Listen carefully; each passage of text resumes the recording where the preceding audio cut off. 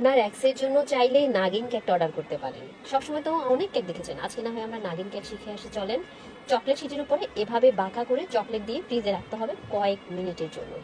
এরপর এটাকে এভাবে বোর্ডের উপরে রেখে অথবা টার্ন টেবিলের উপরে রেখে নিচের লেজের অংশে আবার ভালো করে চকলেট দিয়ে ফ্রিজে রেখে শক্ত করে নিতে হবে। যখন নাগিনটা শক্ত হয়ে যাবে ঠিক তখনই এভাবে ক্রিম দিয়ে ব্রাশের সাহায্যে একটু আঁকিবুকি করে দিতে হবে, যেমনটা স্ক্রিনে দেখতে পাচ্ছেন। নাগিনের জন্য আবার ব্রাশ না কিনলে টাকা অপচয় করে চাইলে আপনারা এখানে কাগজও ব্যবহার করতে পারেন ফিনিশিং এর জন্য।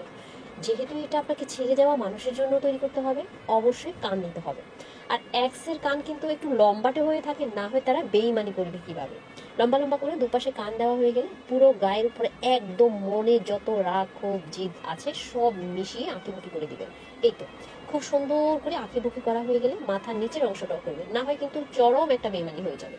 তাদেরকে চিনার উপায় কি বলেন তো? এগুলো দিয়ে চিনাতে হবে। এখন এখানে ব্ল্যাক কালার স্প্রে করে দিতে হবে। চাইলে দিতে পারেন, না হয় ব্ল্যাক কালারের ক্রিম দিয়েও সেরে নিতে পারেন। ইউলো কালারের চোখ আর লম্বা লম্বা দুটো দাঁত দিতে হবে। গায়ের উপরে হুইপ ক্রিম দিয়ে এভাবে সাদা সাদা করে চোখ চোখ দিয়ে দিবেন, তাহলে চিনতে সবার জন্য সুবিধা হবে। চাইলে কিন্তু আপনার এক্সকে মেনশন করে পালিয়ে যেতে পারেন।